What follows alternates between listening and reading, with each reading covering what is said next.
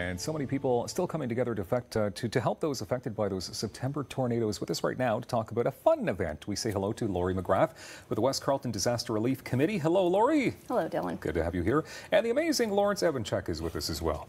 Organizer with this benefit for Dunrobin Tornado Victims, and you happen to be one of the main dudes at Live on Elgin. Yeah.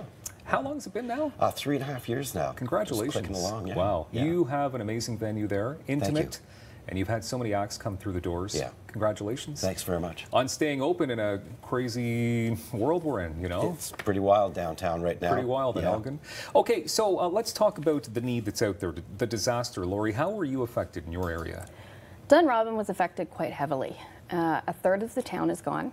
The only strip mall they had in Dunrobin is also gone. It has to be completely demolished and rebuilt. Wow. In total, we have 112 families that have been displaced or have had serious damage done to their homes. And we're still waiting to hear on the number of how many houses are going to have to be completely demolished. That's incredible, because a lot of people in the city, because they have power, they assume that everything is fine, but Dunrobin not doing so well. Dunrobin's not doing so well, actually. Okay, so we are going to make the best out of a terrible situation, Halloween at Live on Elgin. So you have a tornado benefit Halloween party happening. This is correct. We have a live band coming in.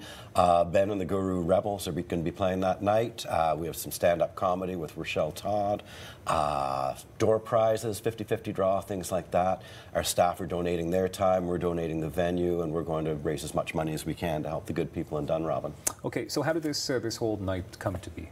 I was contacted by Penelope Goranson, who's a friend of mine from the film community in Ottawa, and just after the tornado happened, she sent me a message and said, hey, let's do a fundraiser, we need to do something, and we had Halloween open still, so we figured that would be a good time to do it. Which is pretty rare, because you are booked up like crazy there. We are booked up solid all the way through November. We have a fundraiser on November 23rd for breast cancer featuring the band Peaks. Okay, I know you do a lot of good community work, for sure. You're always try. fundraising. Okay, can you tell us about, I mean, you did obviously tell us about the need that's out there, but people are actually still homeless? So a lot of our residents, unfortunately, are still living in hotels. Wow. We haven't been able to find them temporary shelters, in which case we're looking for rental properties, reduce rental rates if it's possible. A lot of these families are still waiting for insurance companies to come through. Houses still have to be tarped. So there's still a lot that has to be done in order for these families to survive. It's not going to, be solved in a month. We're looking at possibly a year to a year and a half before Dunrobin is back to where it used to be. So you're telling me that these people will be displaced for a year or two? It's possible, longer. yes, depending on how long reconstruction takes of their houses. Okay, so then obviously I have to ask you, I mean, why it's so important to keep donating? If we don't keep the donations coming in, what's happening is these people are going through their life savings just to stay afloat. If the more and more donations we get coming in, the better off we are to help those families and help offset some of the costs that they're going to have.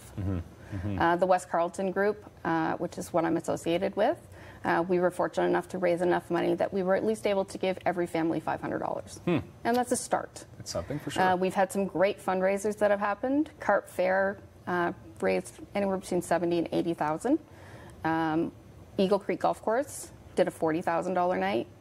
And then we have a lot of small ones out there that are bringing in, $1,000 to $2,000, or private people that are donating, $50. Okay. Whatever comes in, we're going to take it. Okay, so I do need to ask then, okay, I know that Live on Elgin is going to be jammed on Halloween night. Yes, it's going to be a great event. But if people can't make it this event, I mean, how can people donate? They can actually email me directly, and we can make arrangements to bring in those donations. They can email at info@dunrobincommunity.com. Okay, Lawrence, let's go through the fun of Halloween night one more time.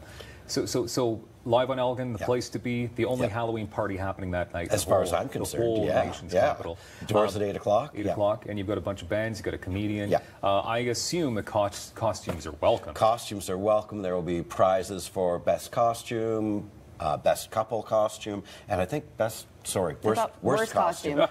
Worst costume. Best worst costume. That makes sense. Okay, liveonelgin.com. Now, very intimate, though, because it's about 90 seats in Maximum 90, yeah, including performers and staff. So get there right at 8 o'clock at door time if you want to get in, for sure. Make your donation. What is the cost to get in? $5. $5. Big, whopping $5 cover charge, all of which will go to Dunrobin. I should say minimum donation. Minimum, yes, please. Thank you very much, Lawrence and Laurie, for being here. Thank you, Dylan. Thanks, Phil. And thank you for being here as always.